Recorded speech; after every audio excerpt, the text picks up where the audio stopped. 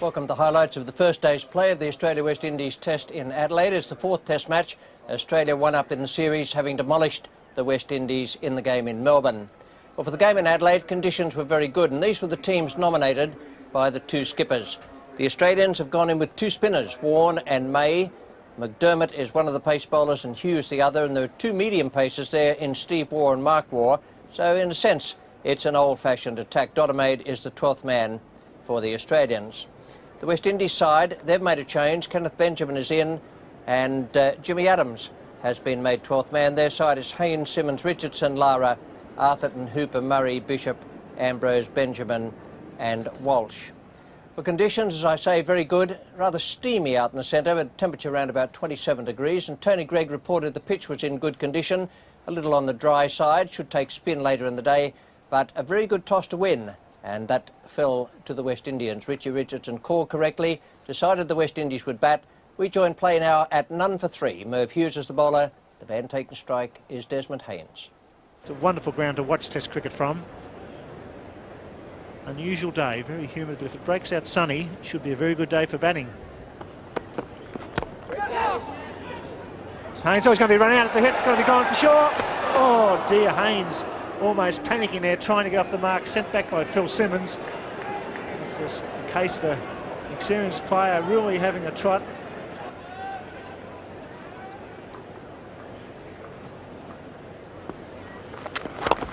It's a good shot. Goes all the way like a bullet square leg. It's four. No wicket, 420.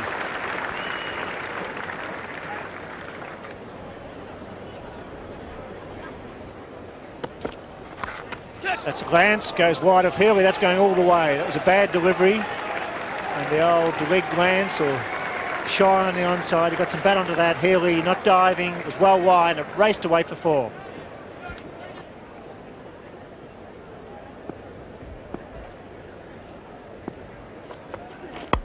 In the air and over the top. A slightly loose stroke again from Phil Simmons, not holding back. But it went way over the top of Gully, and that's four more to Phil Simmons.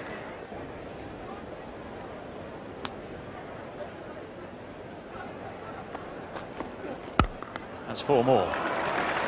No need at all for Phil Simmons to run there. That's actually the position that Justin Langer had occupied until two balls previously. Simmons finds the gap, punches this very cleanly through the offside, and four all the way.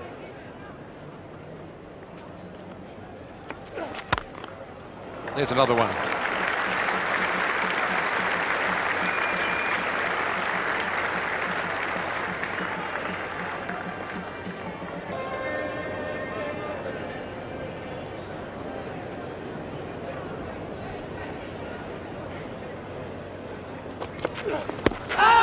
It's a little bit high, just going down leg side. Umpire King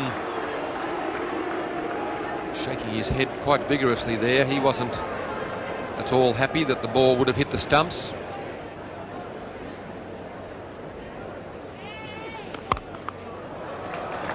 That's a good shot. That'll get Desmond into a slightly more confident frame of mind. Shouts of catch it. Merv Hughes is the man going for it. And Steve Waugh has got the breakthrough with what looked like the leg cutter slower ball.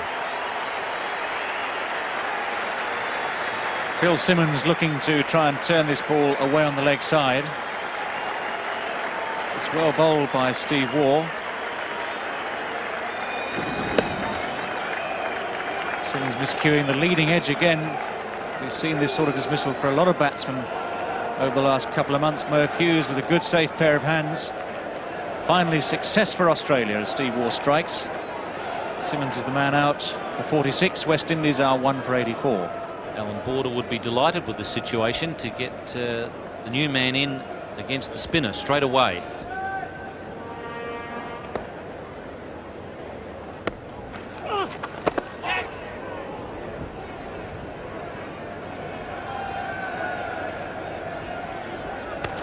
Richie Richardson off the mark. A little bit of moisture in the track, and the ball really grips in the first session.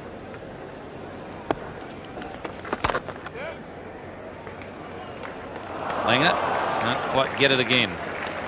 So plenty of boundaries in this innings for the West Indies as they move to 1 for 99. Big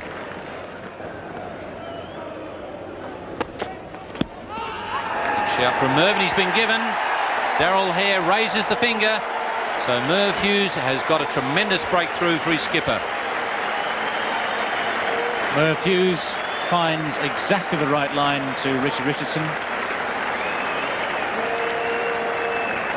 The West Indies captain playing across the line of this ball. And that ball hits him right in front of the stumps. Will probably have taken out middle and leg. Darryl Hare with a relatively easy decision, and Richie Richardson is gone. LBW to Merv Hughes. West Indies have lost their second wicket now for 99.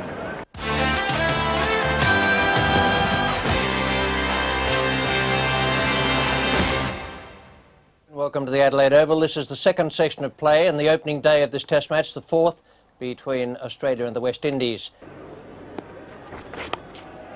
Well, that's well played. He's got that away down and fine, and that'll roll into the boundary for 4. So very well played. 5 runs off the over, 2 for 106.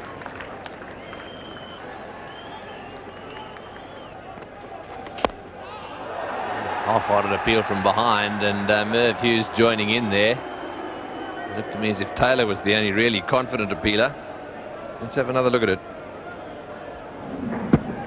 Ball just hitting Brian Lara probably a little bit high, although he was back on his stumps, not too far forward on the crease, but obviously looking at the replay there would have gone well over the top of the stumps.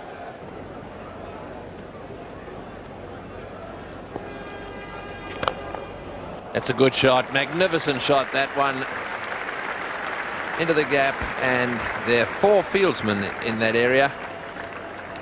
Beautifully played by Brian Lara. This is one of his strengths. I think it's a good time for Tim May to bowl at the moment. You know, the wicket is the first day wicket and just a smidgen of grass on it, and I'm sure he'll be looking for a little bit of bounce with his off spinners, which the bowlers didn't seem to get on the Sydney wicket. It's a bad delivery. Pretty short there. He's having a look down at the crease. I think he might have slipped. Once again, they'll come back for 3.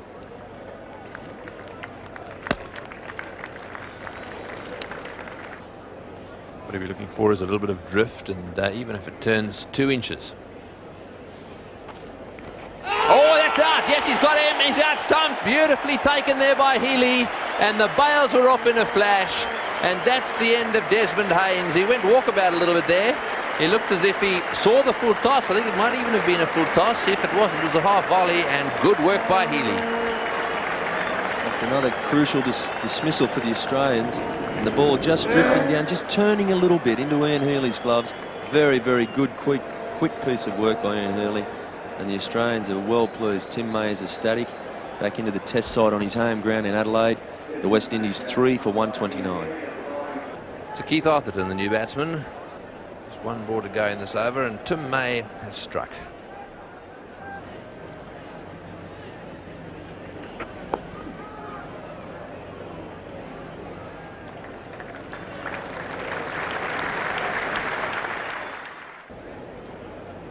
Atherton on strike, get to score. Drives, and he's out. Driving at the pitch. Well bowled by May, a bit of fight. And Steve Waugh, a very good fielder, took the catch. It was off the edge, it was spinning, and that's fine bowling by the off spinner. I can tell you that is one of the best dismissals you will see. Lovely flight. He brought him down the pitch for the drive. He was never quite there, and dragged him just outside off stump as well. That is a classic piece of slow bowling. Arthurton, the man who has gone. Don't often see batsmen play strokes of that kind before they've made runs. Keith Arthur now will be ruminating on that fact as he goes back, but that was very, very good bowling. Stephen Waugh, the man who took the catch, and it's 4 for 130. Carl Hooper taking guard from umpire Len King as the West Indies crash to 4 for 130. Superb piece of bowling by Tim May. Has 2 for 21. Oh, that spins. Gets away from Healy. Well, maybe a leg by. Coming back for 2. Oh, there's some bat there, so certainly May getting some turn on the first day in Adelaide. That's unusual. Gone! Yes, caught behind. Beautifully bowled. Carl Hooper fishing outside the line of the off stump. And the West Indies crash to 5 for 134. No problems from the pitch there. That was Carl Hooper drawn into the stroke by Merv Hughes. Very good bowling. Hughes bowled well earlier this morning, but he's not entirely used to bowling with a new ball for Australia these days.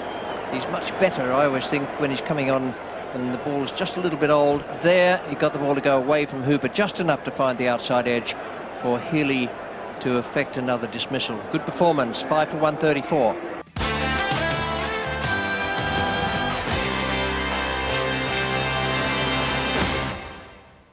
Someone's with Alinta Energy? Yeah, of course. Aren't you? Yeah, especially with their great energy deals. Either of you guys seen my wicket-keeping gloves? Get a great energy deal. Switch to Alinta Energy, supporting your home team. Welcome back to the Adelaide Oval. Junior Murray probably had a big lunch. Was quite relaxed. Since lunch, the loss of 3 quick wickets, 2 to the spinner, 1 to Mervyn Hughes, has really put the cat amongst the pigeons as far as the West Indies is concerned. This 4th Test match, a vital one for them.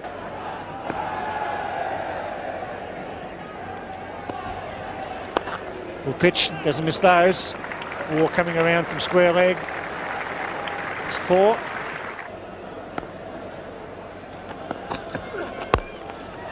Nice shot from Junior Murray, clipped away through square leg. It's going to go all the way for 4.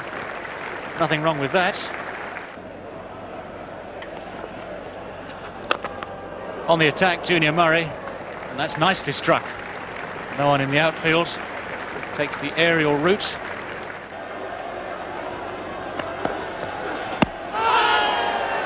It's a very close shout from Craig McDermott.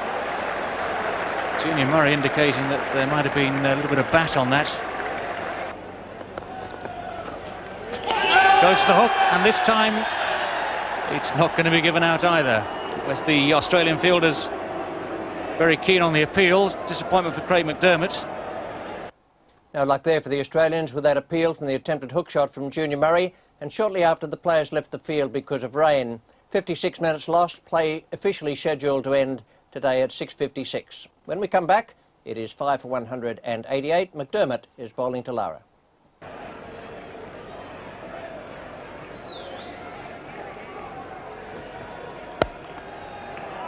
Craig McDermott, the bowler. And there's a nice start straight after the rain interruption here at the Adelaide Oval. 5 for 188 for Brian Lara. And just in front of Healy, or did he get it? He's got it.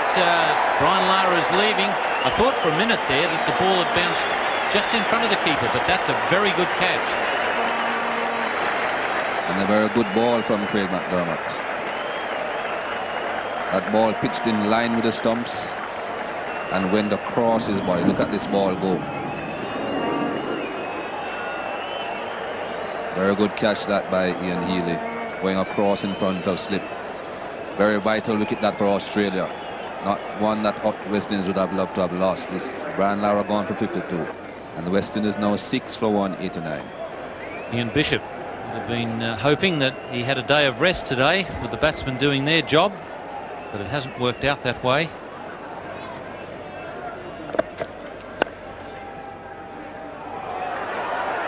And Ian Bishop way out of his ground. I don't know what he was doing there.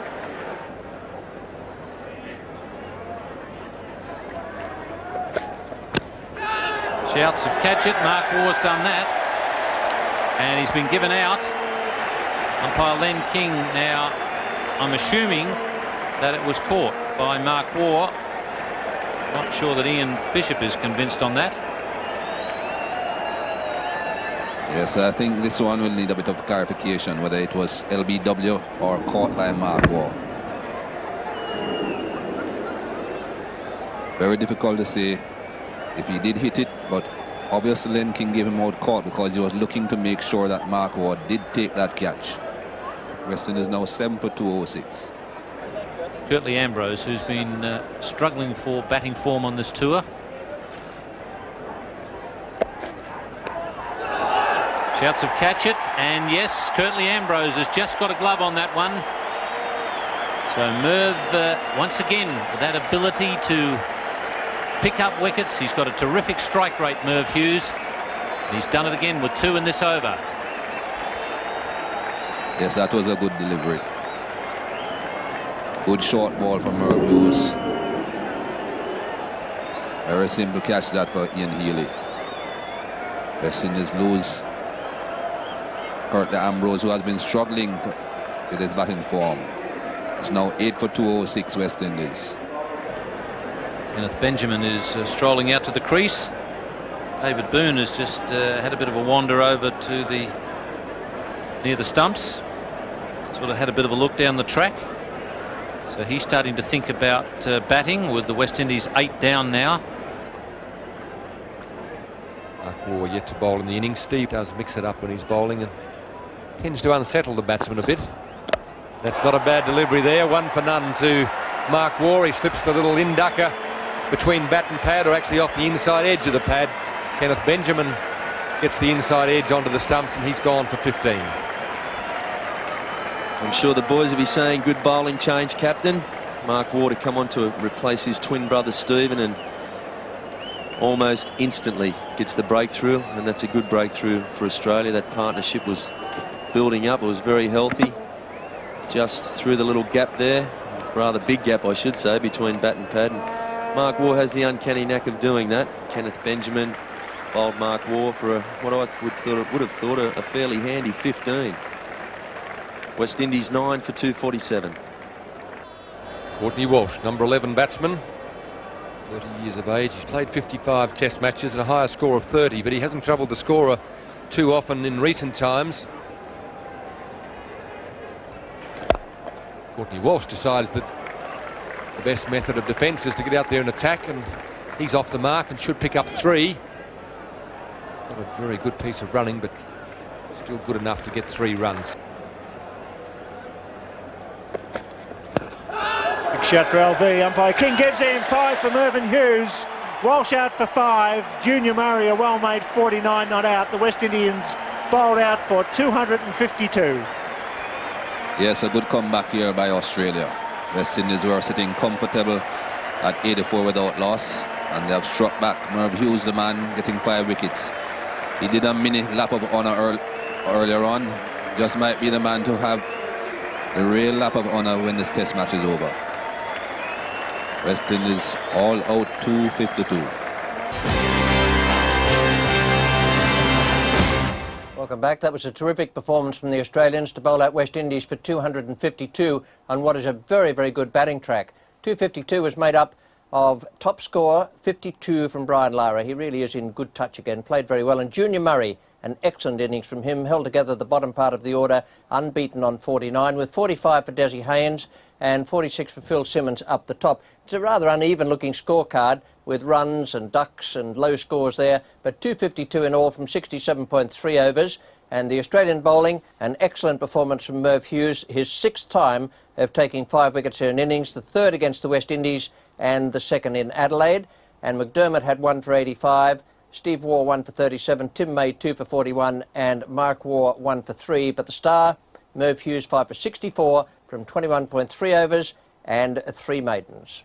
We join the Australian reply now in the first over. It's none for 3. Courtney Ambrose is the bowler. David Boone is taking strike. Big shout for LB. There seemed to be some bat there as well. It's the over bowled. No wicket for 1.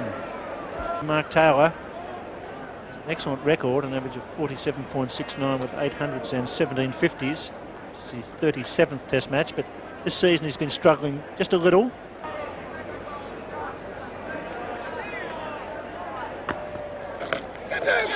On, well caught by Carl Hoover. That's what was needed. It was there. Taylor played that line. It was a very sharp catch, and it was a brilliant catch under the pressure of the night time and the vitalness of this match. And a great breakthrough by Bishop. Yes, that's the first ball that he has bowled on line in this over. 2 previous deliveries, one well wide down the leg side, another one pretty short. But that one was a very good delivery. Pitching in line with the stumps, Mark Taylor had to play. Just enough movement to take it across his body to find that outside edge. Ian Bishop is happy. Well, the entire West Indies team is happy. They needed that breakthrough. Mark Taylor goes for 1. Australia 1 for 1. Justin Langer taking guard for the first time in a test match. What a wonderful moment for him. Best time to come in at 1 for 1 late in the afternoon. 22 years of age. He's also left-handed. So the same line will be the attack from Bishop.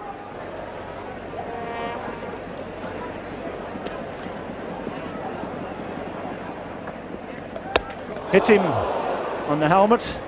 That's not out. That's a bit of a nasty one. It certainly stopped him. He's not sure where he is. He's in a bit of trouble. Now, he's been hit on the head before. And this is where David Boone needs to get down there quickly and steady him down and maybe make sure he's with him. What's your name? Where are you? What day is it? Not a very good blow at all. Took his eyes off the ball, turned his back on it. Not really the correct way to play these short pitch balls. That's rather foolish bowling, really. Might stir up Justin Langer. It certainly won't get him out. But he'll be pumped up in Bishop.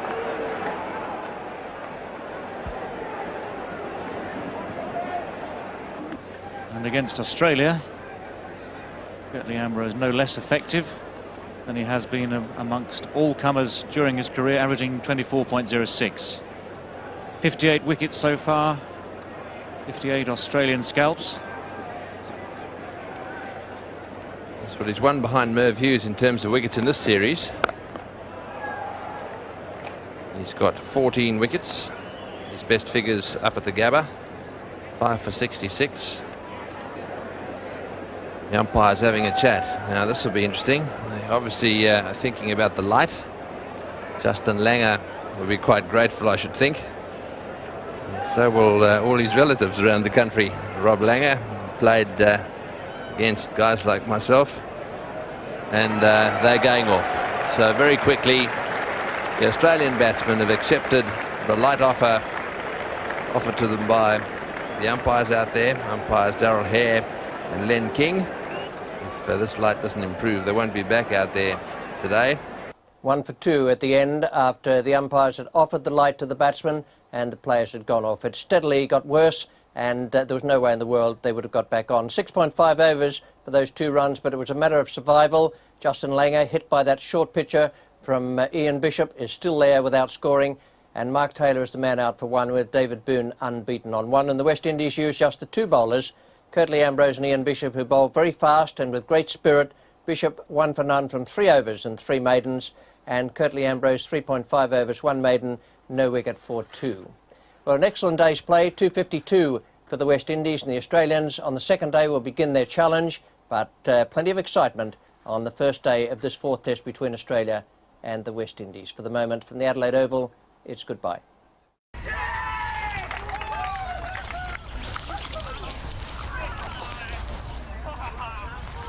Should have gone to Specsavers.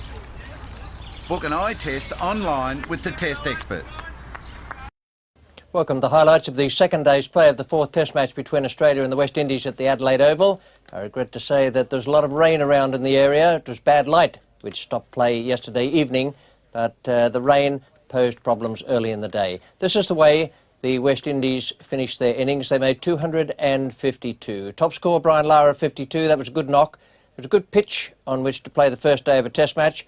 Bit of bounce, bit of movement off the seam, and certainly enough room for the players, enough pace for the players to play their strokes. 49 for Junior Murray, good innings from him, and 13 and 15 respectively for Ian Bishop and Kenneth Benjamin. 252, and the Australian batting in reply when bad light took the players from the ground yesterday evening. 1 for 2. Taylor out for 1, caught Hooper bowl Bishop, Boone not out 1 and Justin Langer not out, no score. And the West Indian bowling figures: Ambrose none for 2, Bishop 1 for none. Ambrose had 1 ball to bowl to complete his 4th over. He did that, and we join play now with Bishop coming in to bowl to Justin Langer. There's been no addition to the score. First runs for Justin Langer in Test cricket. It's the single. It's always a relief. It's 1 for 4.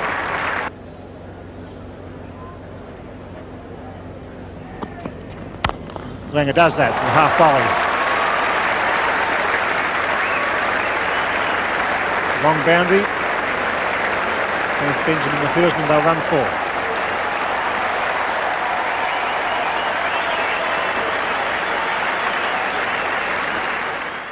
Top score of 149 made in tough circumstances against New South Wales in the Sheffield Shield final.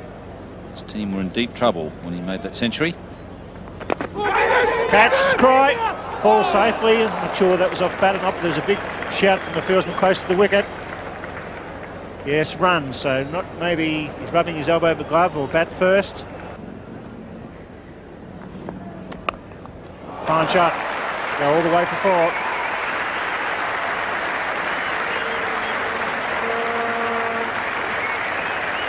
Just a little bit of width there from Bishop. It's Boone on the arm. That's a very bad one. David Boone's a tough competitor.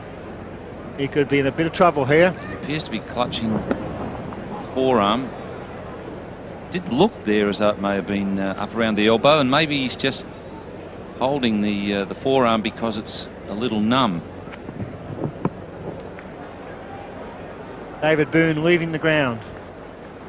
Trying to retired hurt. He can come back later on if he's fit enough, as Mark Waugh will make his way to the wicket. It's a big blow for Australia, because Boone's been the man that's defied the West Indies and all other attacks in recent years. He's made 400s in Test cricket at Adelaide. Mark Waugh, who made a century on debut at this ground against England. Big shout. Very big shout, that one. He was back and across. May have been an inside edge, I think. There sounded like there were 2 noises. Out! He's gone for a duck, second ball, and the West Indies now right in this match. It's 2 for 16. It was a great follow-up delivery from Courtney Ambrose after having hit David Boone, and then forced Mark Waugh onto the back foot. Perfect length, and that ball just moving away off the seam. Phil Simmons, an excellent pair of hands, grabs hold of it, and Australia 2 for 16 with David Boone retired hurt. Steve Waugh making his way to the centre of the Adelaide Oval.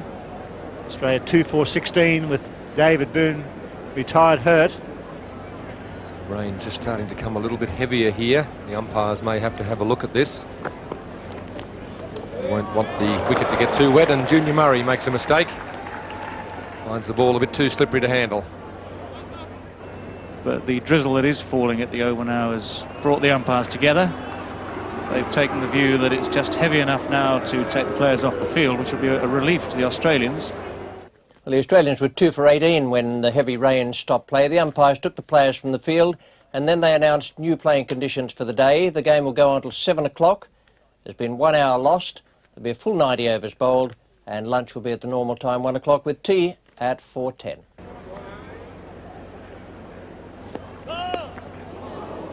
And again, one of those nasty rising deliveries, but a no ball called. Bishop is now out of the attack, 8 overs, 1 for 12. You can see none of them have conceded very many runs there. Benjamin on his way in now. That's well played. Just outside off stump, and that will get to the boundary, despite the fact that it's a bit damp. Into the fence it goes. It'll relieve the pressure just a little bit.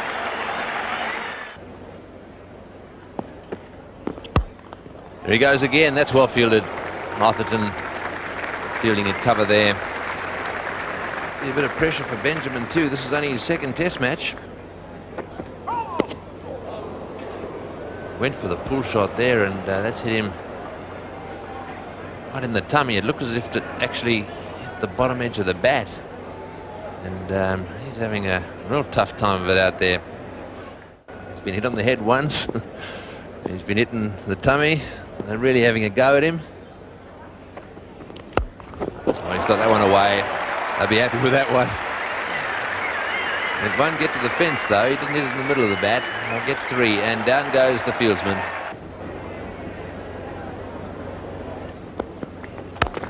So will Ambrose, mind you.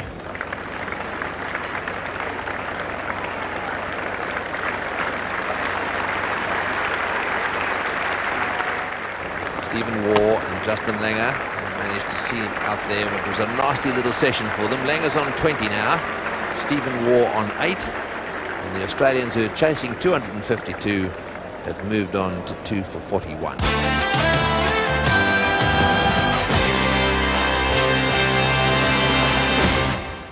That's the weather forecast for the rest of the day. They say there'll be an occasional shower. Fresh southwesterly winds. We've certainly had those this morning.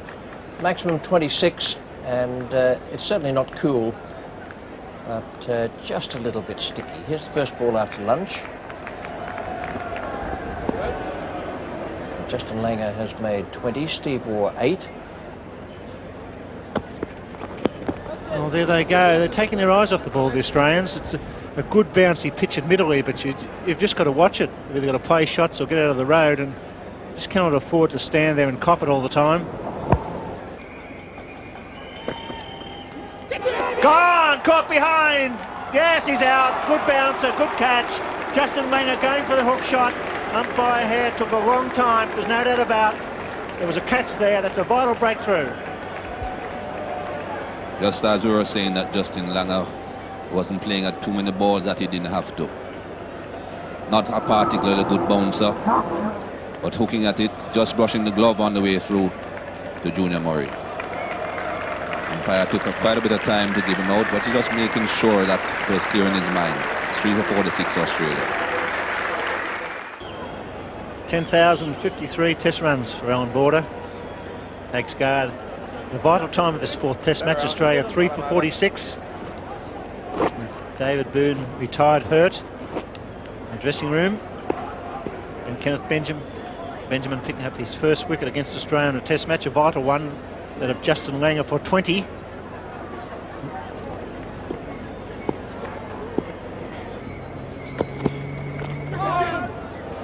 Junior Murray knocks it away.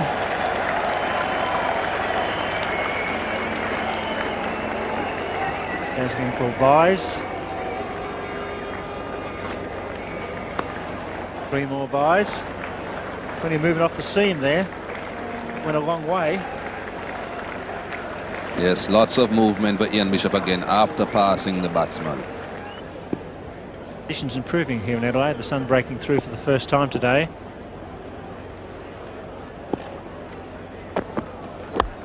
Border cuts beautifully. The outfield slow, but it should go all the way.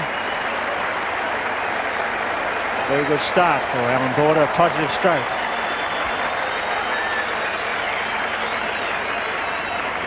Yes, very positive stroke that by Alan Border. Catch it, falls short. Short of gully and 4th slip.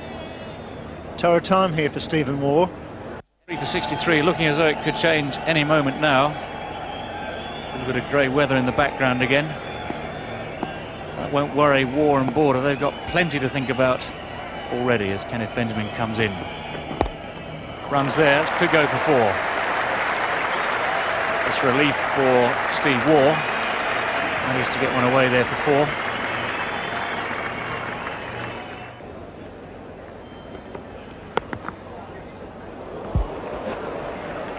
David, I'm sure you've faced Courtney Walsh a lot more times than I have, and I've faced him a few times in Test cricket, and I would call him a bit sharper than fast medium, and we can see there he's banged that first ball in, and once again has got as much lift as everybody else that's bowled this morning, and it's cannoned into Stephen Waugh's gloves. He's a fine bowler, Walsh. I think very underrated, and has done an enormous amount of work for the West Indies over the time that he's played for them.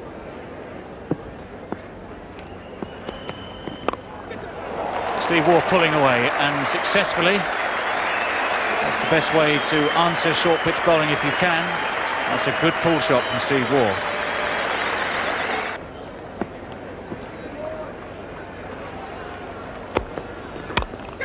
In the air, and probably a chance. Ian Bishop, in an unfamiliar position at cover, had to dive forward to try and reach this ball, and in the end I think it just carried to him. Alan Border now also going on the pull. A no ball from Courtney Walsh, but boundaries on both sides of the wicket for Australia. Ball's dropping short again and paying the penalty.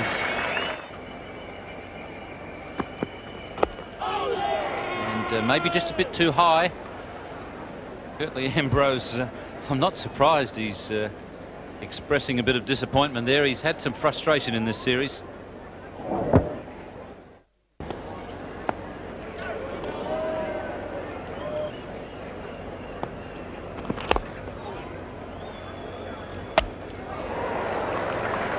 Good eye, Richie at Gully.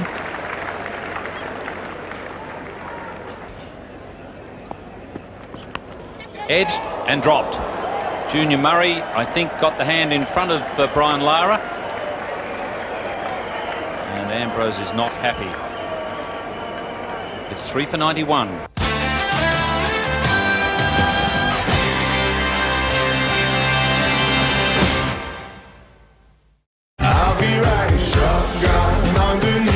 For over 20 years, CommBank has been supporting women in cricket so that thousands more girls can. CommBank, proud supporter of women in cricket.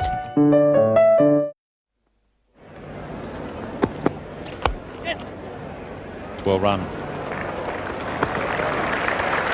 So that's good running. It's one of the ways to break up an attack of this kind. Good swift running between the wickets, taking the quick single and turning possible ones into quickly run twos. And that's come off the bat. But fortunately for Border, it went straight to ground.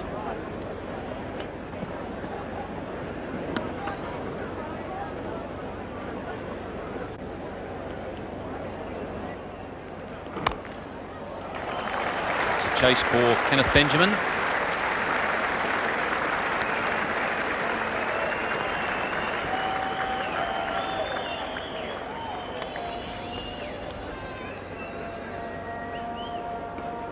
Might be all right for Curtly Ambrose to bowl without a mid-on, but I'm not sure that Courtney Walsh can do it. Could have done a few years ago, but perhaps not now. Steve Waugh has moved into the 30s with that three. An innings of great courage. He's been struck many times by the pace bowlers. It's just enough there for the bowlers. They can get the ball to lift a little.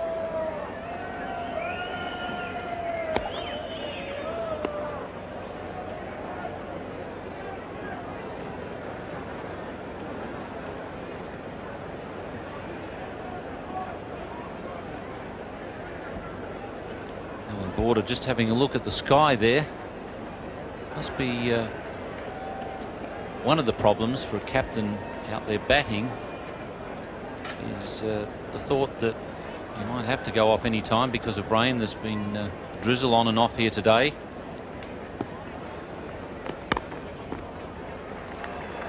Although really you've just got to put that out of your mind and bat as though you're going to be out there for the rest of the afternoon, not thinking that there might be a break as the 50 partnership comes up.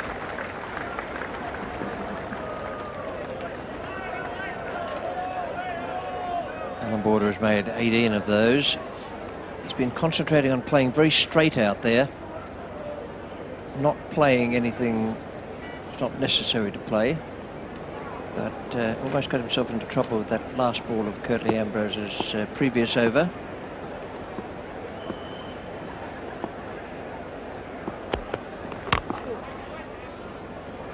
Benjamin has inched back just a little further behind the umpire now for that pull shot of Steve Waugh's.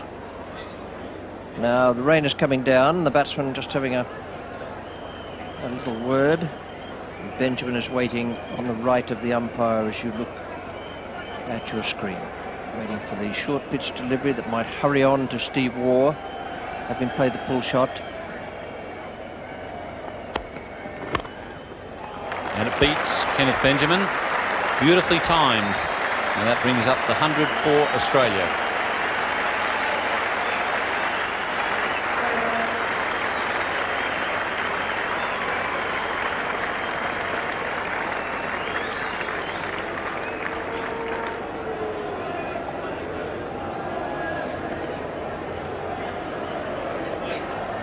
Well, the players leaving the field now because the rain is coming down quite heavily. And we'll be back at the Adelaide Oval in just a moment with Richie Benaud.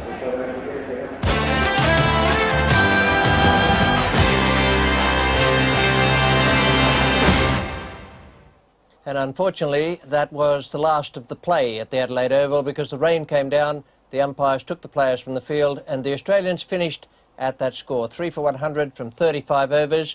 The men out, Taylor for 1, Boone retired, Hurt 2, then Langer 20, Mark Waugh no score, and unbeaten Steve Waugh on 35 and Alan Border on 18. My word, they went through a torrid time out there. They came through it very well. 3 for 100, scoring at 50 runs per 100 balls. And the bowling figures for the West Indies, they did bowl fast out there today and with tremendous fire. Ambrose 1 for 25, 1 for 24 for Bishop, Benjamin 1 for 22, and Courtney Walsh no wicket for 20. So West Indies 252 and the Australians in reply after 2 days of play on a pitch that's giving the bowlers a bit of assistance, 3 for 100. We're going to bring you up to date now with the Schweppes Classic catches for 1992-93. 7 great catches taken and chosen by Nine's Wide World of Sports commentary team.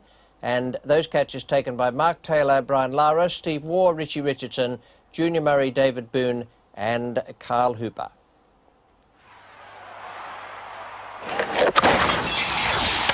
That's another great Schweppes Classic catch. How brilliant. Isn't that one of the most brilliant things you've seen? The skipper has hurled himself away to the right and taken a sensational catch. Captaincy has certainly brought the best out of Mark Taylor on this occasion. It's a good outside edge. Thrown himself away to the right. If that's not a classic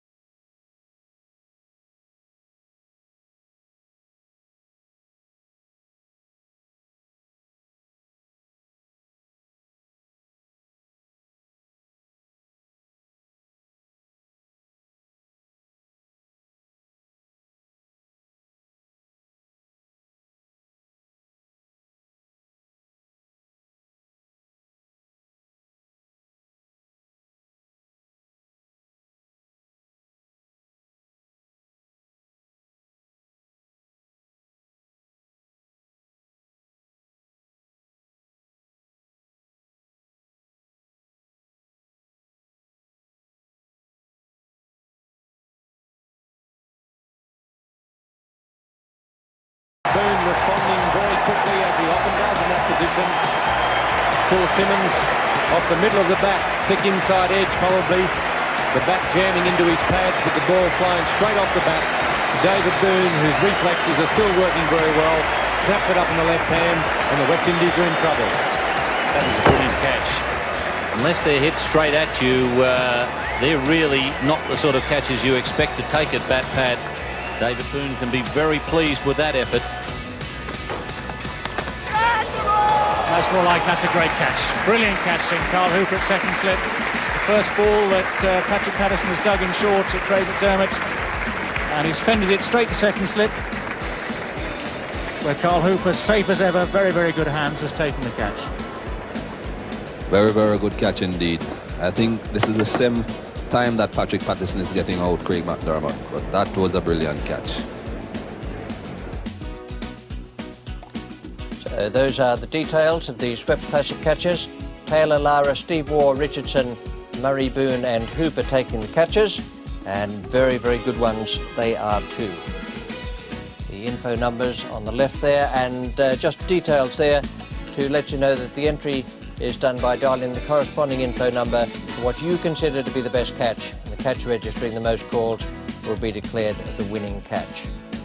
Just to recap on the length of the competition, it goes from January the 18th to Feb 13. Winners will be announced on Feb 20. 6 prizes of a 7-day holiday for 2 at Club Med Nusa Dua, Bali. You'll be flying Qantas, and those are terrific prizes, I can assure you.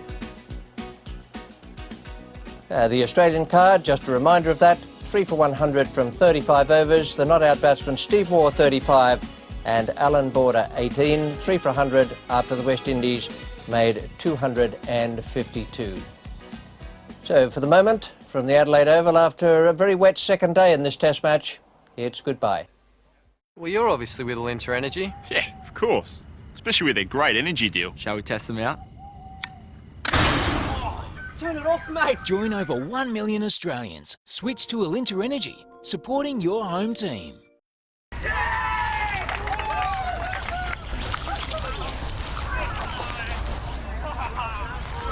Should have gone to Specsavers. Book an eye test online with the test experts. For over 20 years, CommBank has been supporting women in cricket so that thousands more girls can. CommBank, proud supporter of women in cricket.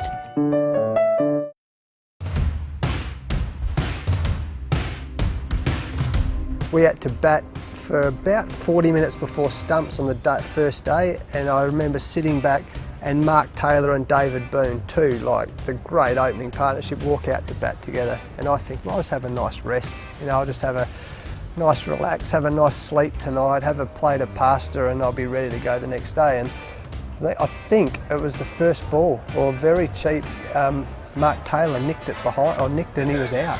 Behind, well caught by Carl Hooper. That's what was needed, it was there. Taylor played that line. It was a very sharp catch, and it was a brilliant catch under the pressure of the night time and the vitalness of this match. And a great breakthrough by Bishop. Well, the young fellow as he was then came in, and we knew each other a little bit, not wonderfully well. Justin Langer taking guard for the first time in a Test match. What a wonderful moment for him. And I remember Ian Bishop, like it felt like he was running from Perth. You know, that's what the run up, he runs in like a Usain Bolt. And I was like, watch the ball, watch the ball, watch the ball. And he jumps up in the air like a fire-breathing dragon, like all fast bowlers, jumps up, and the first, watch the ball, and it hit me straight in the back of the helmet.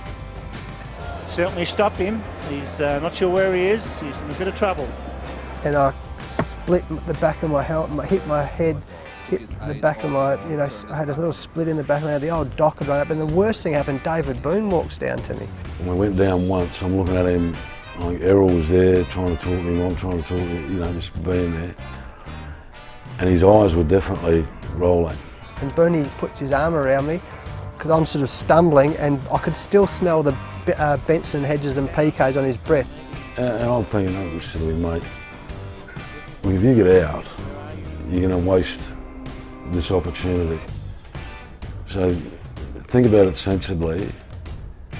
If you go off, you can get yourself as good as it's going to get and come back and resume. There's no heroes out here, mate.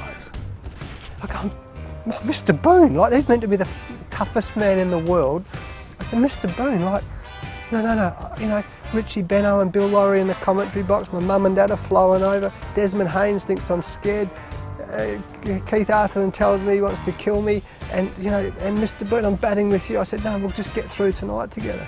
Because just remember, son, no heroes. And anyway, he went on, he didn't get out. It's rather foolish bowling, really. It might stir up Justin Langer. Certainly won't get him out. We got through that night, and I'm not sure the fading light, and I've been hitting the helmet, I've been hitting the ribs, I've been hitting all over the body, but I'm walking off the field with my, now I think he's at worst, David Boone, because he wants me to retire hurt. You know, the next morning, very early on, Ambrose runs into bowl. And then one didn't quite bounce from Courtney. I've gone down, it hasn't bounced. I'm going to come back up, and it hit me flush elbow. Oh my giddy up, give me a hit. David Boone's a tough competitor. He could be in a bit of trouble here. Appears to be clutching forearm. And this is really hurt. And that little thing just came straight down. I put my arm around Mr. Boone, I say, Babsy, I think you should go off.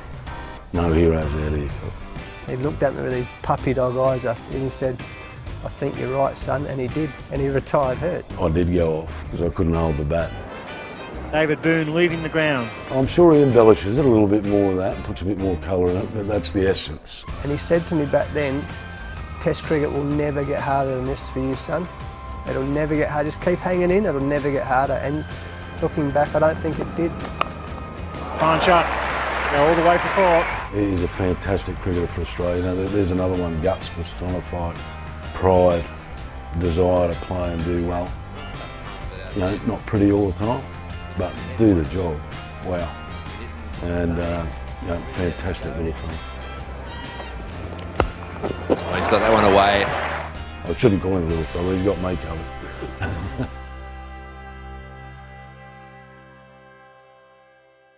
Welcome to the highlights of the third day's play of this fourth test between Australia and the West Indies at the Adelaide Oval.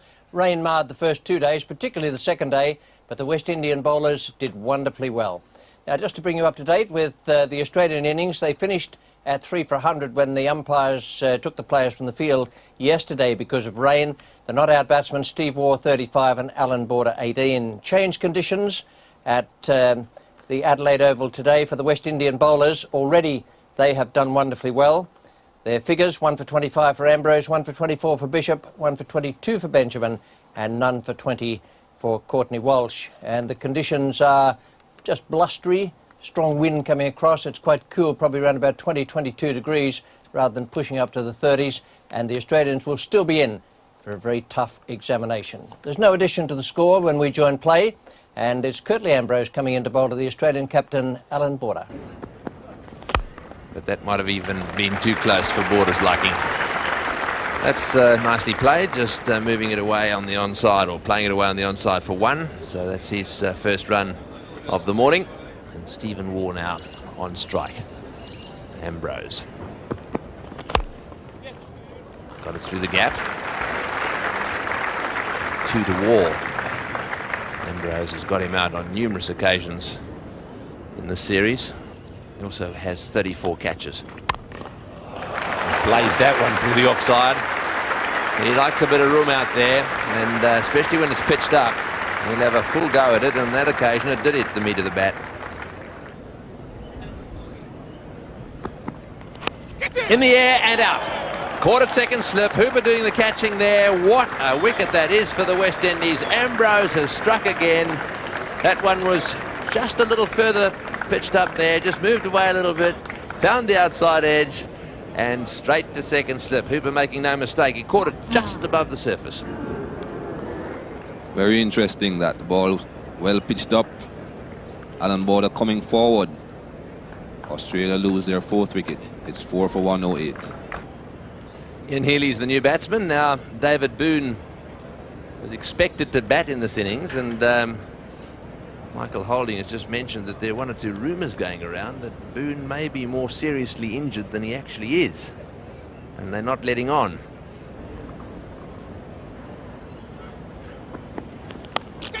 In the air, and that's another one. He's gone, out caught of slip. Australia really in trouble here. Healy going for the wide one. That one just short of a length. It went flying away, and again Hoover does the work. That's a good catch. It was a quick delivery, and Healy is on his way. And again Healy on the front foot. Look at this. The left foot coming forward, the right length. Just enough movement again to hit the outside edge. What more can you ask? Australia lose their 5th wicket. It's 5 for 108. Well, David Boone has just received a big ovation. He's walked out to the centre. He's got obviously a lot of strapping around that elbow of his. He's wearing a lot of protection up his arm.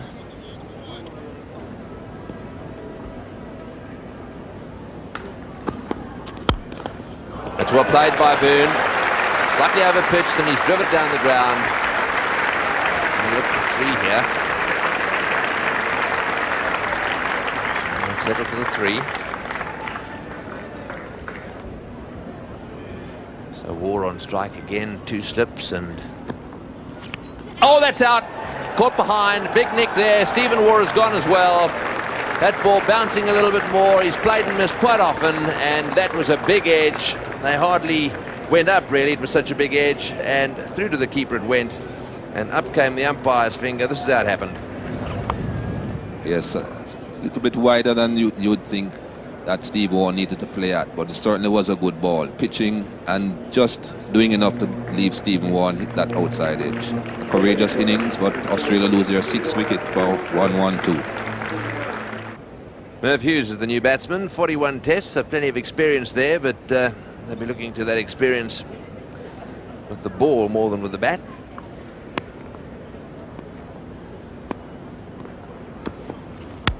Was that a go at that one? They smashed it away towards the square leg boundary, and it's gone into the fence down there for 4. So he's decided that if he pitches it up, it's going to go. That's his best way of defence. 6 for 116.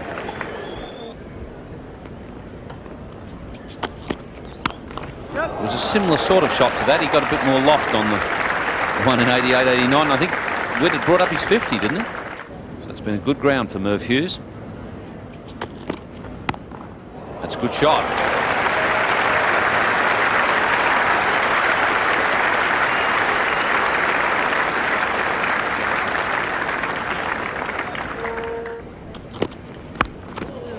It's well hit and into the gap. In fact, it's cleared the boundary. Beautifully hit. Well, as I mentioned just a couple of overs ago, when he makes full contact with that 3-pound bat of his, he certainly hits them a long way. That's not a good ball, but it's a good shot. Merv Hughes playing that beautifully away through the vacant cover position. 4 good runs.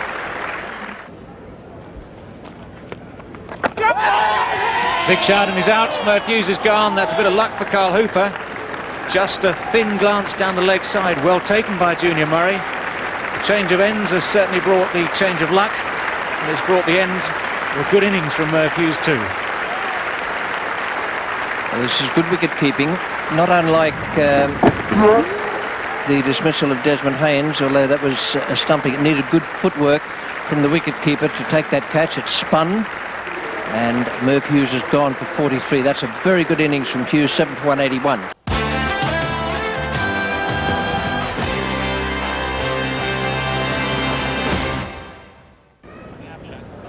Merv Hughes has gone for 43, which brings Shane Warne to the crease. Playing his 7th Test match. The highest score so far of 35. Well, that's going to be close too, and it's gone. Shane Warne has gone very quickly. Carl Hooper strikes twice in the same over. Good change of pace. Dead straight ball from Carl Hooper, and Shane Warne is gone for a duck. No shortage of ducks. That was beautifully bowled. Well, Warne will appreciate how good that was, because he bowls a top spinner himself. Generally, after a ball has spun a considerable amount, and Hooper has done that very well indeed. It's 8 for 181. Jay for centre. That's centre. 2 wickets falling in quick succession might have caught Tim May on the hop. He's managed to reach the crease in time.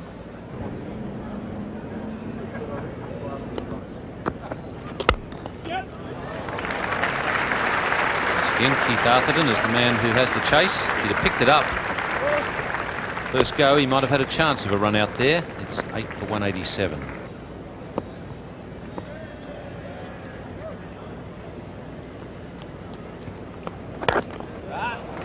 Beautiful placement.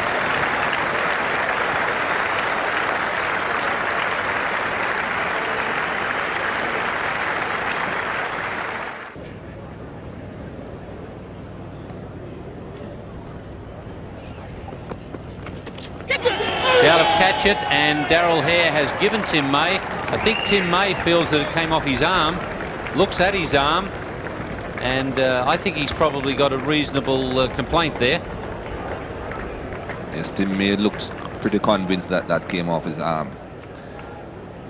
Goes to Courtney Ambrose as the 5th wicket, but certainly did seem to brush the arm. If it touched something before the arm, well, we can't tell from that, but it's 9 for 197 Australia. Craig McDermott at the crease, batting at number 11. Whoops, and an attempt there, I think, at a Yorker. It was a full pitch at the end of the day, and it's gone flying away wide of the third slip into the boundary for 4. So that's the problem, bowling that short ball first up.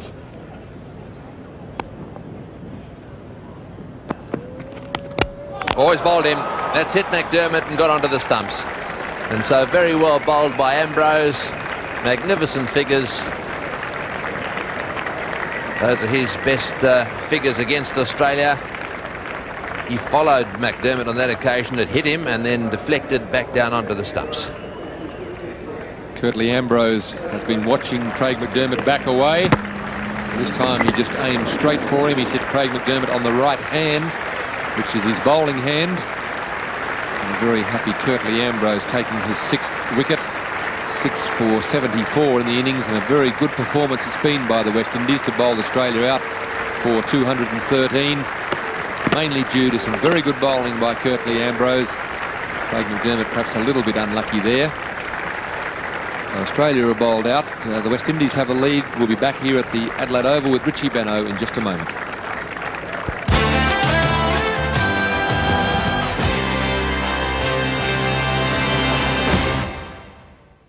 Someone's with Alinta Energy? Yeah, of course. Aren't you? Yeah, especially with their great energy deals. Either of you guys seen my wicket keeping? Gloves! Get a great energy deal. Switch to Alinta Energy, supporting your home team. That turned out to be a good performance from the Australians in the end. They could have been bowled out for a very modest total. In fact, they finished up with 213. Good performance. Merv Hughes 43. I thought that was a splendid effort. And 39 not out to David Boone. McDermott and Boone at the end there, pushing along and just making sure with their partnership that the Australians could get up over the 200 mark. The bowling figures for the West Indies. Wonderful performance from Courtney Ambrose, 6 for 74 from 28.2 overs and 6 maidens. A wicket to Bishop, 1 to Benjamin and 2 to Hooper. So the Australians 39 in arrears, and we join play now in the first over. No runs on the board. McDermott is the bowler and Haynes is taking straight. McDermott again. Right arm over the wicket. He's hit that one right into the gap and it's gone to the fence very quickly. He's obviously decided to attack. It was a short ball, wide outside off stump, and Haynes really latching onto it. Stephen Wall square and deep. Merv Hughes the bowler. And over the top. Well, that was uppishly played there by Haynes. He's certainly having a go from the word go. Back for a third. Will they come back for the fourth? Yes, they will. So an all-run 4. It was very lucky Haynes having a go at that. It wasn't really there to hit. Doesn't look like he's bowling as well as I know that he can. But certainly there's some movement in the air. Merv Hughes getting the ball past the edge of the bat the last over. I'm sure both of them would like to exploit the early conditions using the new ball. And he's gone. So the exploitation has come almost immediately, just as Michael Whitney predicted. And 14 on the board sees the first wicket go down. Desmond Haynes has gone. That climbed. It was a good delivery from McDermott. I reckon it was a yard or so quicker than anything else he's bowled. Yes, very good delivery from Craig McDermott, drawing Desmond Haynes bat towards the ball like a bit of a magnet there, and this West Indies at the moment 1 for 14. About to face his first delivery, and there are 2 men down behind square waiting for the lofted hook shot, and one of them has to do some chasing there, but it'll be to no avail.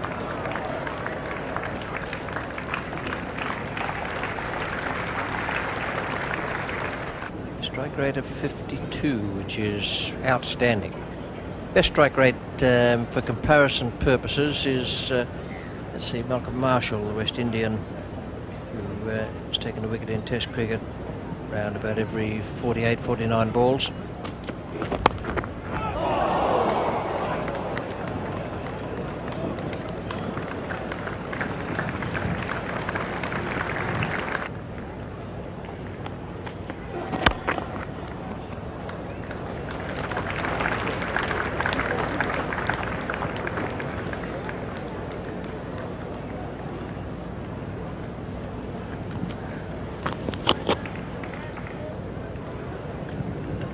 Now then, Merv Hughes is ready.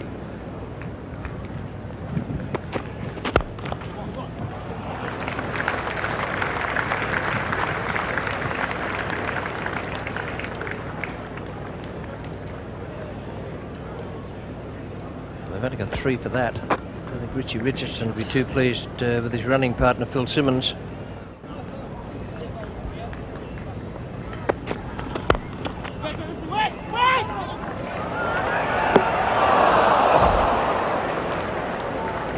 Have missed by the width of a piece of cotton. Unfortunately, just fractionally missed the stumps.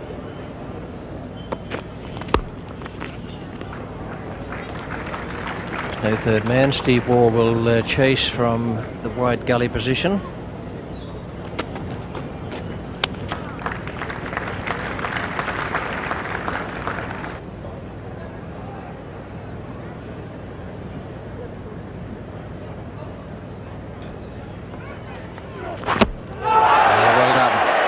Deserves that, McDermott. He's bowled a very, very good spell here.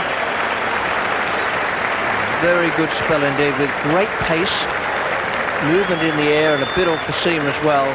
And he has just knocked over Phil Simmons. Well, there's the perfect outswinger. He's moving in towards middle stump, just doing a little bit in the air and perfect length, forcing Phil Simmons, who didn't really move forward. Very well bowled. He's bowled a superb spell. The West Indies 2 for 49.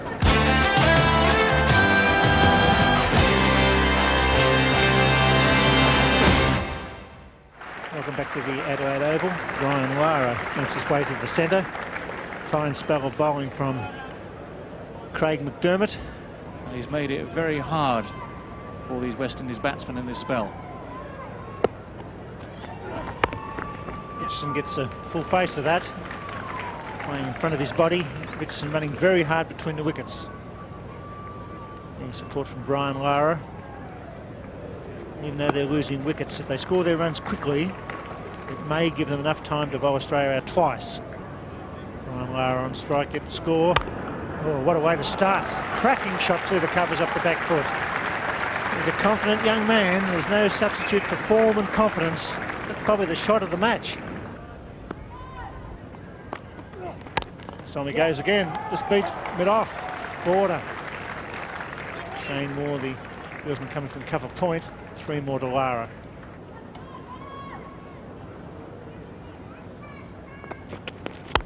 Oh, what a catch! A jam by Ward Gully. Lara took him on. He fell to a superb catch. Probably foolish cricket this. He's trying to score 6 runs and over. He's throwing the bat at everything, but a superb catch by Waugh and good bowling. Brian Lara hit that ball very firmly, but Steve Waugh was very deep in the gully. This ball sliced off the middle of the bat. He went straight at Steve Waugh's midriff. It was a good catch in that position, made no mistake with it, forced him backwards. As I said, there was a lot of pace on that ball, and Brian Lara too late, re-rehearsing the shot. He's gone for 7. West Indies are 3 for 63.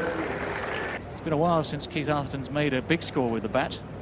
150 in the first Test match of the series was his best of the summer. He'd dearly like to make some good runs today. It's gone! He's got a pair! Fine bowling by McDermott, good catching by Healy. Australia on top in the fourth Test at the Adelaide Oval. Well, Craig McDermott has followed this ball outside the off stump. Angled wide and going wider. Situation just too much for Keith Atherton. The pressure was showing. He's out for a duck. It's 4 for 65. A fine session by McDermott. He's picked up 3 for 41. Used 1 for 22. Carl Hoover taking guard. McDermott bowling very quickly indeed. His tail's up. He's coming in from the river end. Yeah. It's a nice start by Carl Hooper. Relaxed glance down to fine leg. Richardson doesn't mind playing a hook shot. Didn't quite get it as he would have liked. Perhaps a little bit high on the face of the bat. It's in the air. Big move, won't drop this. He's a great fieldsman. He's gone. Furley shot. A good effort by May. He was prepared to buy that wicket. Good catching and a vital breakthrough. Was it ever? He tossed it up just a little bit and he got underneath it. Perhaps a little bit of edge in that one. It's a short boundary down there and Merv Hughes made no mistake with the catch. Hooper on his way, out caught by Merv Hughes for 25. Tim May the bowler, and the West Indies now 5 down for 124. Junior Murray warns the captain. The captain's on strike because they went through, they crossed. That's well hit. When you bowl a bad ball, it goes for 6. Right over towards the Victor Richardson gates. Superb stroke.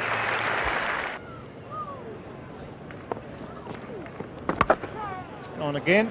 This time it's over again. That's tremendous batting by the captain. Shane Warne bowling a good length. It wasn't a bad ball and he swept that right over square leg for 6. Superb stroke. Gone. Yes, beautiful catch. Junior Murray's not interested, but certainly the umpire is, and he's out for a duck. Well caught. Well, he looks very disappointed, and the big question is, was there any doubt here? Obviously none in the mind of the umpire. Junior Murray looking very disappointed and dejected. Is out in the West Indies now 6 down for 137. Ian Bishop makes his way slowly to the centre of the Adelaide Oval. Tim May 2 for 5. Ian Bishop responding with a nice extra cover drive. That's a chase from McDermott. Bishop will get 3, which will bring Richardson back on the strike. And of course the art for the West Indies now is to try and keep Richardson with as much of the strike as possible. That's going to be out. He's gone whichever way you look at it. Richardson lured down the wicket. That's lovely bowling by Shane Warne. Richardson didn't make the pitch of the ball. The ball turned sharply away, beat the outside edge. Might just have been a little nick, but whatever happened, Ian Healy was there with the gloves to make the stumping as well. Causing the wicket. The West Indies 7 for 145. Well, West Indies in deep trouble. It's now 7 for 145. Richardson has gone, the last of the recognised batsman. Today that the fast bowlers have extracted some pace and lift, and now some turn this afternoon from the spinners. And he's out again. Yes, Ambrose is gone.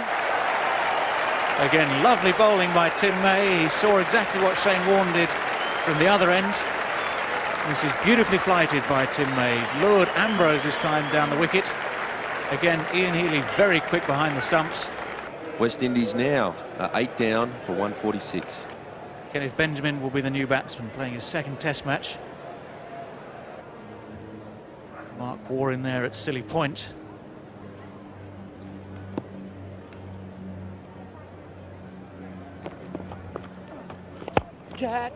In the air and out.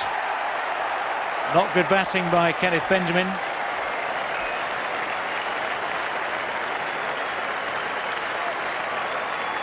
Well, like most tail enders, Kenny Benjamin not content to stand there and block for too long. A bit of a swing at that ball. Very well flighted again by Tim May and turning into him.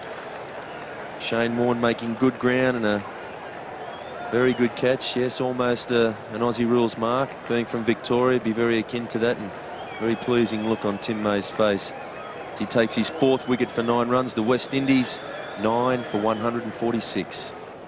Courtney Walsh, the last of the West Indies batsmen, arrives at the crease.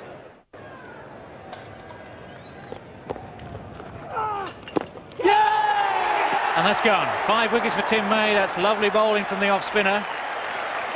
5 wickets in a test match against the West Indies. Ian Bishop is the last man out for the West Indies. Again, a very good, sharp catch at Silly Point. What a wonderful reward for Tim May. His birthday's tomorrow. The presents come a day early. Well, it really turned out to be a sensational day. West Indies 146. Who could possibly have believed that? And only 41.5 overs used up. Richie Richardson, 72 before he was totally deceived by that leg spinner from Shane Warne. Just got an outside edge to be caught behind by Healy and stumped as well. 25 for Carl Hooper, and the rest just disintegrated. Didn't seem to know quite what to do. The bowling figures for Australia, well, talk about sensational. Just have a look at Tim May there. 6.5 overs, 3 maidens. 5 for 9. Shane Warne 1 for 18. A wonderful spell from Craig McDermott early on. Expensive, but 3 top wickets, 11 overs, no maiden, and 3 for 66. Australia now need 186 runs. Plenty of time, providing the weather's okay. And I can tell you that 17 wickets fell on this 3rd day for 259 runs. And the Australians have the chance of winning the match tomorrow. So too do the West Indians, because they bowled very, very well in the early part of the day. From the Adelaide Oval for the moment, it's good night.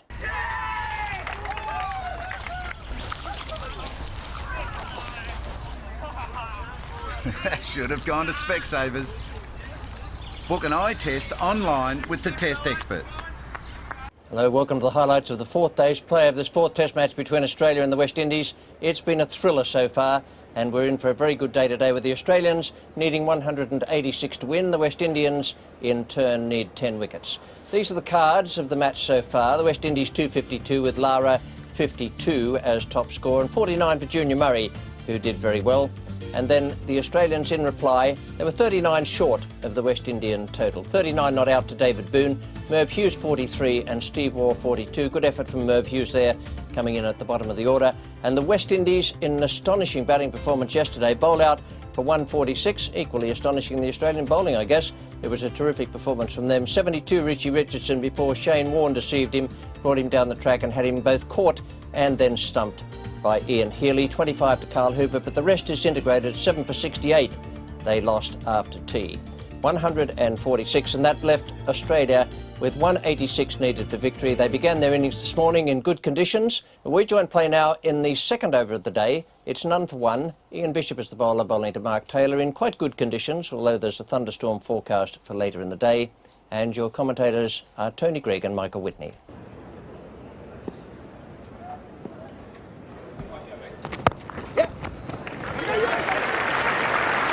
He's off the mark. Will he come back for the 2nd? Yes, he will. So 2 runs from that over. Australia no wicket for 3.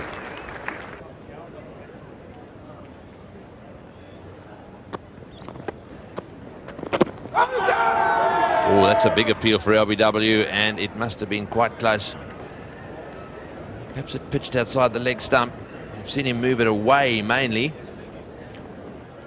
Yes, I agree, Tony. You are not allowed to wear advertising on your wristbands. So Reebok are getting a bit of a free plug, mate, on those wristbands. Well, that's got to be out. Yes, he's got him. LBW, it's nipped back. He's played from the crease. The question is, did he get outside the line?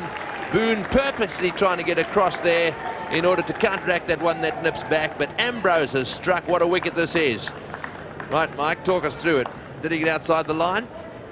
Well, that was the ball that we talked about earlier that David Boone has to watch.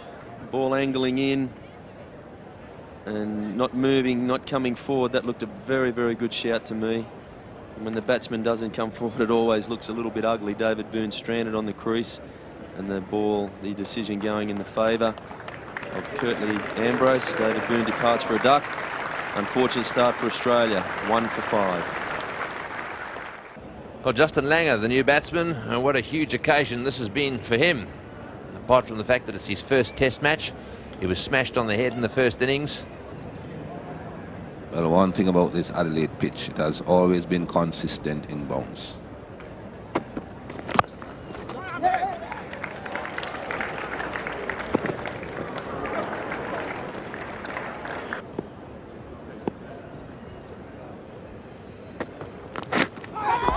And that's gone. That was a loud nick. Benjamin goes through, takes the wicket. And Mark Taylor has gone for 7. 2 for 16 now, Australia. Needing it all 186 for victory. What a breakthrough for the West Indies.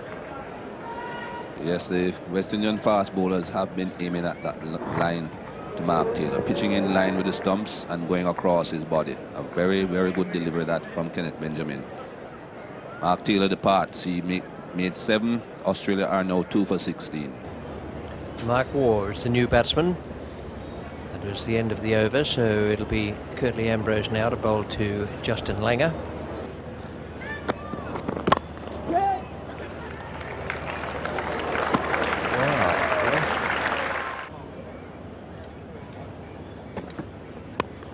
In the air, past Desmond Haynes, could go all the way. Courtney Walsh chasing hard, it's 4. That was past Desmond Haynes very quickly, he threw out a hand.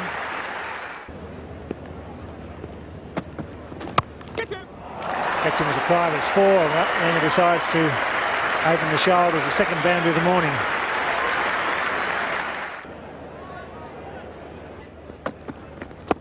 Big shout, got to be close. Very confident appeal. It's 2 for 36.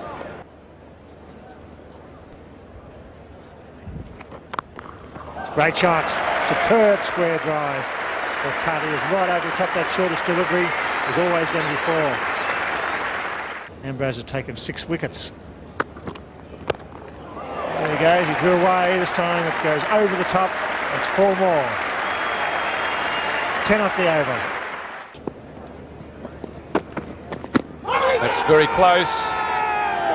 Umpire Len King decides that it's not close enough. Kenneth Benjamin has been working away at those stumps looking for the LBW decision. He's got one that's been very close on this occasion. Len King had to consider, did it pitch outside the leg stump? Was it going to hit the stumps? Was it going to bounce over the stumps? As far as we could see from here, it looked very much as though all the conditions were right. Carl Hooper has taken another very good catch. Courtney Walsh, who's been a great bowler for the West Indies over a long period of time, is a very happy man, as are all of his teammates. Mark Waugh is the danger man and was the danger man for Australia. He can't believe it. It's lucky Carl Hooper concentrates better in the field than he does always with the bat. He's caught some very good catches at second slip there, and diving across again in front of Brian Lara at first slip makes no mistake. It's another useful wicket for Courtney Walsh and the West Indies. Australia 3 for 54.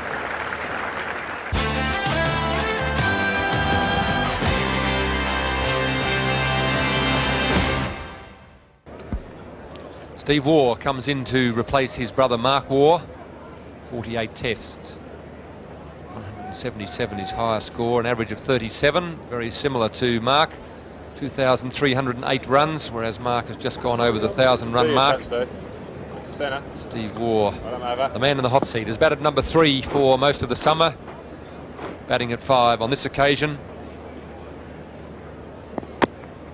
That's a good delivery from Courtney Walsh, a real blind at a cop first up.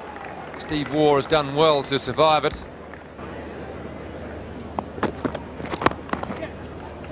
Steve Waugh is happy to be on the way.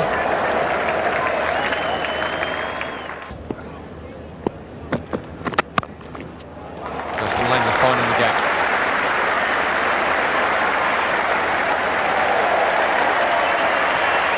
Seven runs from the over, 3 for 61. It's a little bit dark, certainly a lot darker than it was before the players went off for lunch. Steve Waugh on strike. Shout of catch it. Oh, and Keith Arthurton at the second grab. Oh, it was straight to him and dolly. And I'm not sure whether it bounced out of his hands or whether it bounced off his chest.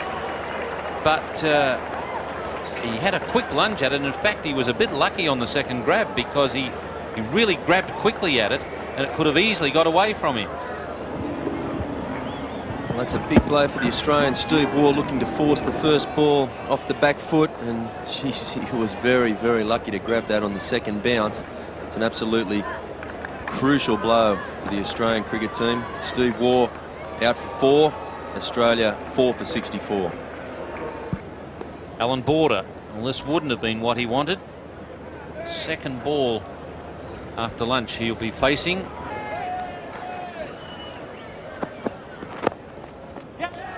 Border off the mark.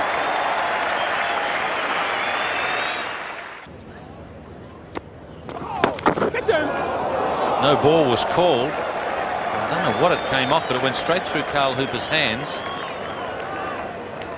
And leg by signalled. I don't know whether that hit the helmet. Certainly hit some part of Alan Border's body. Yes, he's got that off the side of the head, Alan Border. Once again, thank you for the protective helmets.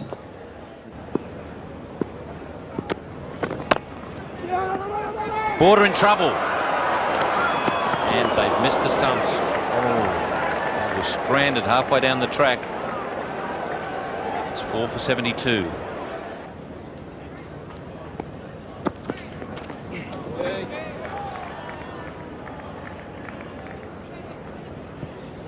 Seems the bounce is becoming a little bit more uneven on this wicket as the game has gone on. Obviously the wicket dries out a little bit and loses its bounce and carry. The odd one's still carrying through, but that one in fact going on the first bounce to wicketkeeper Junior Murray. Shouts of catch it. Desmond Haynes has done it. Border walks. He doesn't even wait for the decision. And just as Michael was saying that the bounce is uneven, we get a good example of that. The previous delivery bounced in front of the keeper, and that one absolutely took off. Well, that's a brute of a ball from Ambrose. Banged in short. Perfect bouncer right at the throat. And Alan Border couldn't do too much except try and get his bat and gloves in the way. It's a vital blow for the Australian team and the West Indies. Australia now 5 for 72.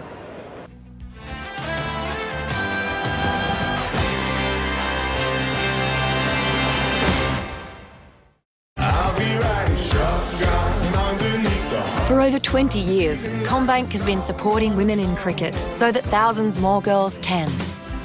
CommBank, proud supporter of women in cricket. Ian Healy with an average of 22. Australians could use every one of those at the moment. Got a duck in the first innings. Plenty riding on the young man now, playing in his first test. Justin Langer there at 24.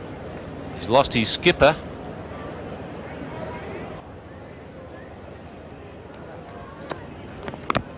And it's gone onto the stumps. A pair for Ian Healy, and that is a terrific wicket for the West Indies because Healy plays so well in pressure situations for Australia. And that's 1,000 first-class wickets for Courtney Walsh.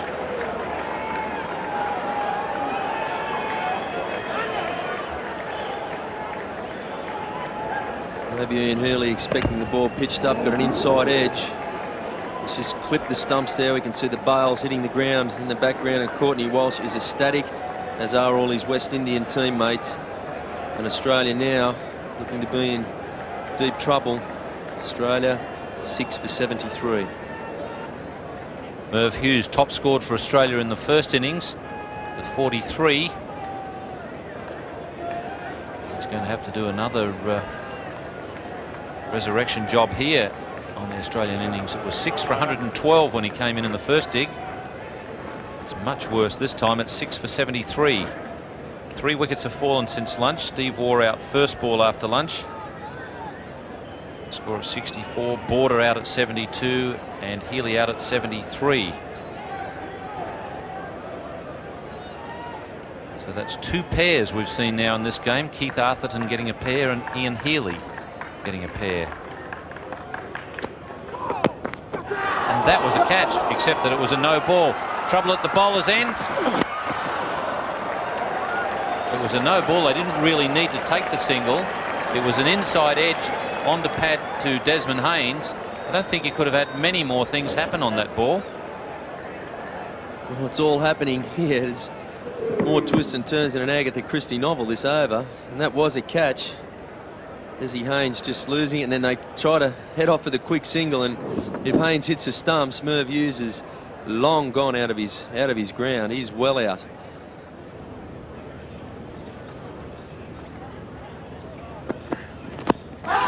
Big shout then he's been given.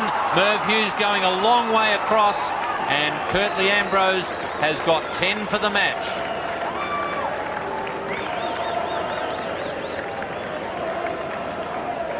It's a pretty good performance by Ambrose. His figures stand at the moment at 4 for 11, pitching up to Merv Hughes, and that's pretty plumb, so the cricketers say. Wouldn't be too much to be thinking about that. Merv Hughes departs for 1 LBW, bowled Ambrose. Australia reeling at 7 for 74. With Shane Warne coming to the crease, and boy, can't the West Indies batsmen thank their bowlers if they get out of this. In the commentary position now, Greg Chappell and Richie Benaud. Days of the Test match, there have been interruptions with rain, bad light, plenty of wickets, some good batting. The Australians are going to need some good batting from here. Merv Hughes was the last man out. Full delivery from Courtney Ambrose. Merv just shuffling across. Len King has no hesitation in putting the finger up.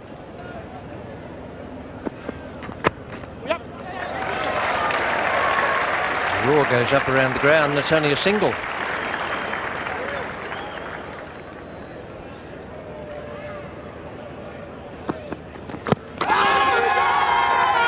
Looked as though it was pitching outside leg stump.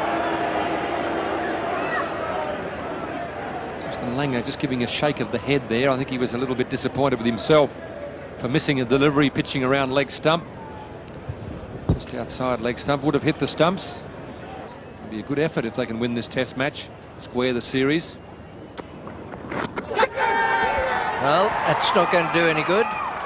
The umpire Hare is not doing anything about it. Warne is standing there. Everyone else has their hands on their hips and folded and shouting and yelling down the far end. Ambrose has rushed in to congratulate Walsh anyway.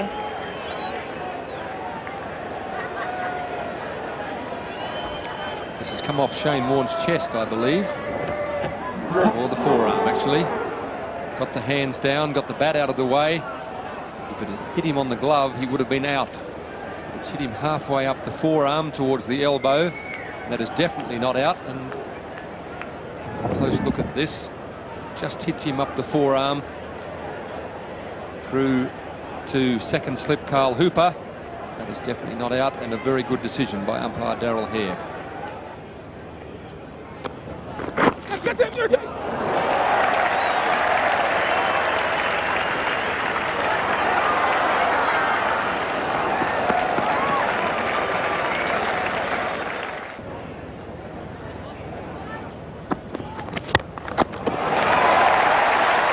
Quite time that.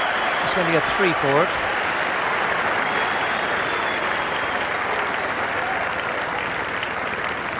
Just didn't quite get it off the middle of the bat, but it was a pretty good stroke.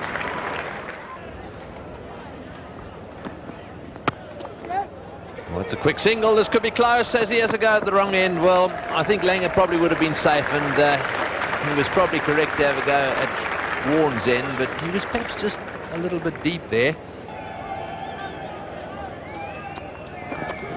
Oh, and that was a good bouncer.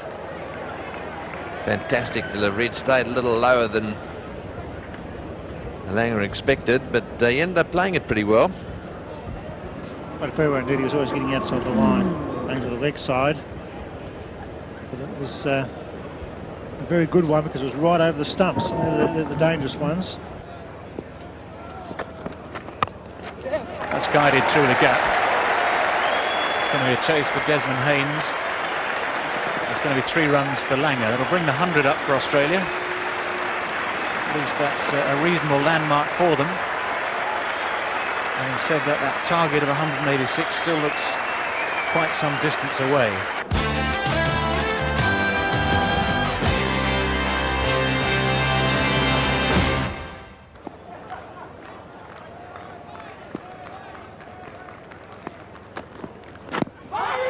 Got him. Shane Warne is gone. Ian Bishop has struck for the West Indies. It's been over 70 minutes these two have been together. But finally Shane Warne shuffles in front of his stumps. He's beaten for pace by Ian Bishop. And the 8th wicket has fallen. That's certainly a very good wicket for the West Indies. These two had been holding up the proceedings for quite some time, doing very well. But Shane Warne just playing across the line of that one. Ian Bishop is delighted.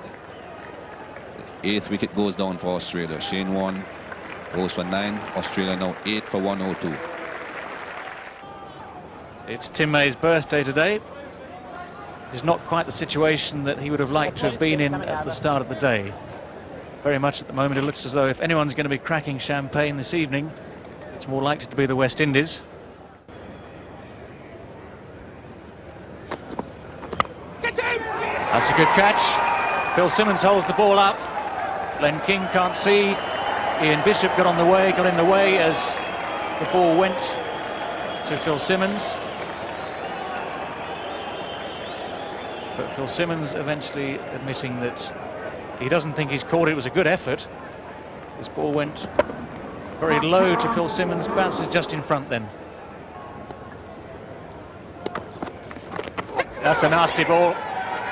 Ian Bishop looking for the catch. It's come off Tim May's shoulder. We'll be able to have another look soon enough.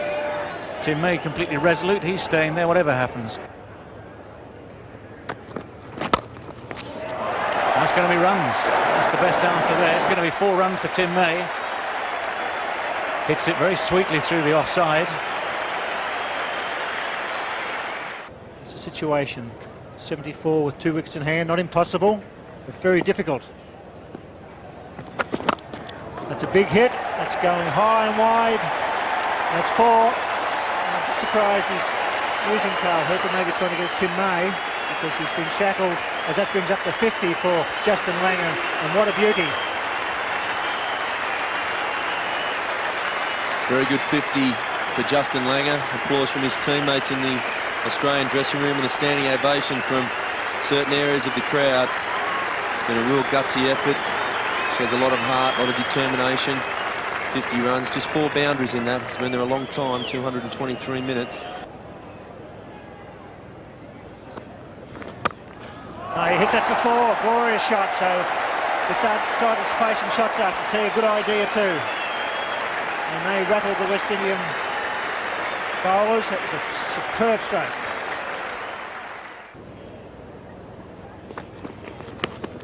Missed, that's an edge, that's going for runs, that'll go for 4. So 2 balls in a row, concede 6 runs. Half chances go begging, 8 for 132. May is a back foot player. Maybe a fraction better to be up, 4. That's 4 more. Away she goes. The crowd rolling, slowing up, they should run 4. And it goes all the way in front of the members. And they're loving it.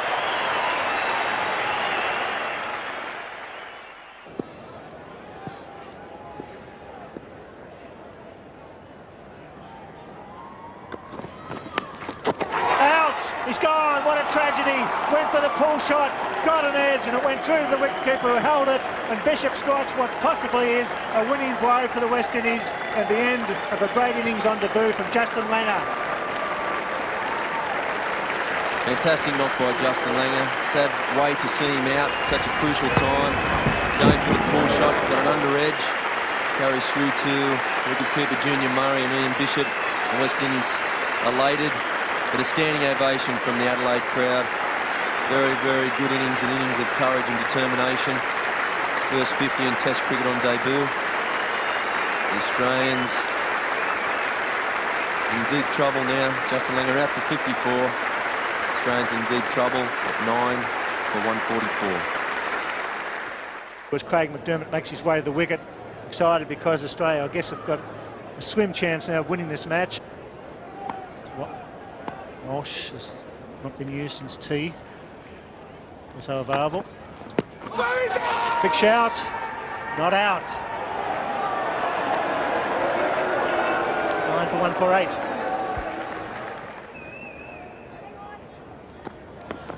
And beats mid off, Courtney Ambrose. McDermott's looking for 3 and gets them. It's well run. It's 9 for 162.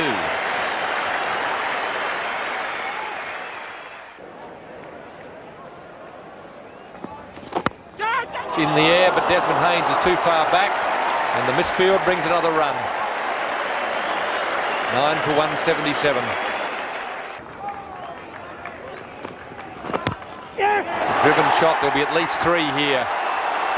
Kenneth Benjamin hobbling along after the ball. He'll just get it. 3 runs to Tim May. 6 runs required for Australia.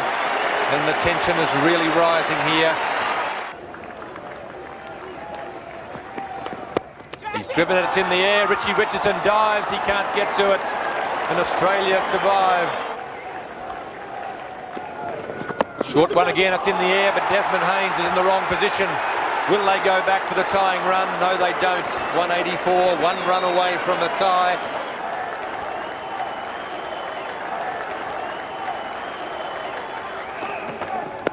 Oh, he's tried to avoid it, it's hit the bat, then he's gone. And that test match has been won by 1 run. I can't believe it. The West Indians are delighted. Craig McDermott is so disappointed. It's been a magnificent effort by both sides here today. Courtney Walsh is absolutely delighted. The Australian dressing room will be decimated, but you can bet the West Indian dressing room will be absolutely jumping. What a sensational finish and what a sensational day of Test match cricket. 184 Australia all out. The only 1-run victory in the history of Test match cricket. Tim May unbeaten on 42. 54 for Justin Langer, a great performance from him. Disappointment for others. Tim May played very well and Craig McDermott also. 184 and the West Indian bowling figures. Heroes there, Ambrose and Courtney Walsh, as has been the case on other occasions for them. 4 for 46 from 26 overs, Ambrose. 3 for 44 for Walsh. A wicket for Benjamin and 2 for Bishop. Now here's Tony Greig in the presentation area. He's with the 2 skippers, very excited skippers, and with the player of the match. Thank you, Richie. Well, I've got Richie Richardson down here with Alan Border and the man of the match. Congratulations, first of all. Thank you. And I suspect that was a bit tense for you out there.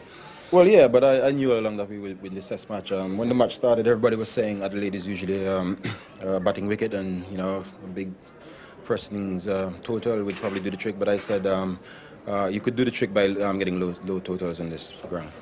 I think the bowling was tremendous on both sides, and there were a little bit of bad batting. But I don't think anything is wrong with the wicket whatsoever. Right, so it's 1-1 now and off to Perth. Looking forward Well, to that yeah, we're looking forward to winning in Perth. And the guys are playing very well. We've still got some improving to do, and we feel very confident that we'll win. Right, well, congratulations today and a close one. Thank you. Well done, Richard. Well, Alan Border's been good enough to come in as well. Bad luck. That's the best I can do. Yeah, I don't know what else to say.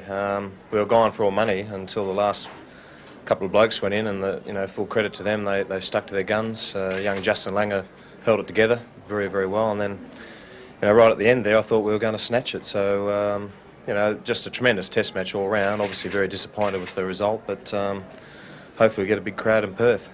Well, it's 1-1. You can still win the series. Looking forward to Perth. Definitely. I mean, we didn't lose any ground, I don't think, out of this game. And, we've just got to regroup now and 5 good days in Perth. Right, well, have a couple of good days rest and look forward to seeing you on Saturday. Thanks, Tony. Right, well, now we've got the Man of the Match award. We've got $1,000 here, and this is Baccarat Crystal Obelisk as well. And Courtney Ambrose has taken that out. Congratulations. Thank you very much. There's the money. Right, well, that's 10 wickets in a row. Well, not 10 wickets in a row. That's your second time for 10 wickets, isn't it? Yeah, that's right. I haven't had a great deal of luck this summer, but I know that if I keep fighting, my luck will change. Actually, it did this game. We came out winners, even though it was kind of close, but I'm quite happy the way I'm going. Righto, well, that's all from down here. Rich, back to you. Thanks, Tony. Nice presentation and a very exciting day's cricket here. And coming up in Perth, the next Test match starting on Saturday, January the 30th, and going through to February the 3rd. Australia-West Indies, the decider, and red tickets have plenty of tickets. It'll be a big crowd there. and a tremendous audience once again. For the moment, from the Adelaide Oval, after an historic day, it's goodbye. This has been another presentation from Nine's Wide World of Sports.